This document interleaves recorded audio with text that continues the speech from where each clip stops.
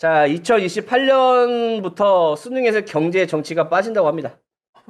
아니 경제랑 정치가 왜 다 빠져요? 그래서 수능에서 경제가 퇴출돼요. 네. 퇴출된 게 정말인가? 그래서 퇴출될 위기에 처했고요. 그걸 확정이라고 보시면 됩니다. 경제 교육이 없어지는 거예요, 그러면? 근데 사실 수능에서 경제 쪽을 공부한 학생들의 비율이 되게 낮아요. 네네. 2%대밖에 안 되는데, 그래도 전 안타까운 게 차라리 좀 다른 거를 좀 없애고 경제 분야를 조금 많이 가르쳐 주는 게 좋지 않을까라는 생각이 들어요. 왜냐면 사실 우리가 지금 살고 있는 세상 자체에서 노동으로 인해서 노동만 해서는 절대 돈을 벌 수 없는 사회고, 맞아요. 여태까지의 교육 시스템 자체가 너는 국영수 위주로 공부해서 기업에 들어가거나 공무원이 돼서 노동자의 삶을 살아야 된다라는 걸 암묵적으로 가리키는 게 우리나라 교육 시스템이었잖아요. 그런데 나는 그런 교육 시스템에 경제라든지 세상 돌아가는 걸 조금만 좀 넣어줬으면 좋겠다라고 생각을 했는데, 퇴출까지 위기가 처했고, 뭐 많은 사람들이 선호하진 않지만, 그래서 그런지 우리나라가 아프리카보다 금융교육 자체, 경제 이론 자체가 더 후진국입니다. 맞아요. 그러니까 우리나라가 선진국 반열에 올라갔음에도 불구하고 아프리카보다도 못한 경제 수준을 갖고 있죠. 그래서 보면은 경제 맹문율이 우리나라가 굉장히 높고요. 투자하는 사람들은 나날이 증가하는 반면에 이제 해당 연령층의 금융 이해도는 엄청나게 낮죠. 동학개미 운동이나 이런 것들이 시작되면서 많은 이제 젊은 친구들이 이제 주식이나 코인, 또 이제 뭐 채권, 부동산 뭐 이런 것들을 하려고 들어왔지만 사실 지식이 별로 없습니다. 그러니까 어떻게 돼요? 맨날 단타나 치고 회전율이나 높은 거나 치고 이름 이쁜 거 사고. 이제 테마주나 고르고 그렇죠. 정치 관련주나 고르고 이런 형상이 나타나잖아요.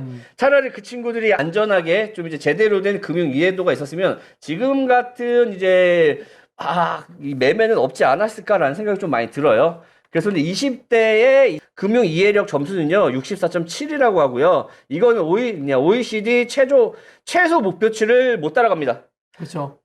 나름 OECD 국가 중에서 잘 사는 축에 끼는데 우리나라 20대들은 못 따라가요. 우리나라 사람들 최소입니다. 최소. 중간도 아니야. 최소 값을 못 따라가요. 너무 안타깝습니다. 우리나라 사람들이 정말 똑똑하고 정말 현명하신 분들이 많은데 경제 교육을 받지 못하다 보니까 점수가 낮은 거네요. 네, 거기다가 60대들이 20대들보다 이제 점수가 높습니다. 무슨 말이냐?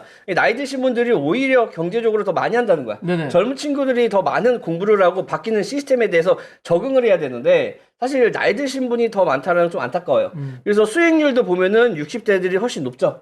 그래서 이거는 조금 사실 나라 발전, 그러니까 돈만 푸는 게 문제가 아니고 사실 경제적인 부분들, 노동자로서의 삶보다 자본주의 세상에서 자본주의 경제의 흐름을 알려주는 게 사실 일과 뭐 이제 투자를 같이 했을 때 더 시너지 효과를 주는데 그런 것들을 하는 게 교육적인 부분에서 훨씬 낫지 않을까라는 생각이 들어요.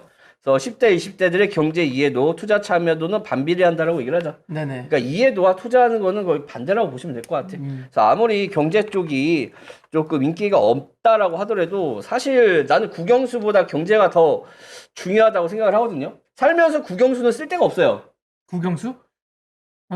그렇게 쓸모는 없긴 하죠. 그렇죠. 살면서 국영수는 별로 쓸모가 없습니다. 하지만 경제는 내 삶과 밀접하잖아요. 네. 이게 굉장히 중요한 건데 퇴출된다는 게 너무 안타까워서 갖고 왔고요. 그래서 이제는 뭐 노동자로 살려고 하는 건가 라는 생각이 들어요. 그래서 이제 교육계가 사실 잘못된 방향으로 가는 게 아닌가라는 개인적인 생각입니다. 그러니까 투자자로서 경제는 기본 베이스인데 이런 것들이 어린 친구들이 배울 수 없다라는 것 자체가 사실 노동자의 삶을 강요받는 게 아닌가라는 생각이 들고요. 또 이제 부모들이 또 이제 경제 지식이 조금 이제 부족하신 분들 이런 교육이 잘 안 되잖아요. 네네. 그런데 안타깝습니다. 우리는 사실 자본주의 세상에서 살아야 되는데 노동자의 삶을 강요받는 게 아닌가라는 생각이 조금 들어요. 그러면 여기서 가장 중요한 건 이거겠네요. 네네. 방송을 보고 계시는 여러분들은 무슨 방송을 보고 있냐?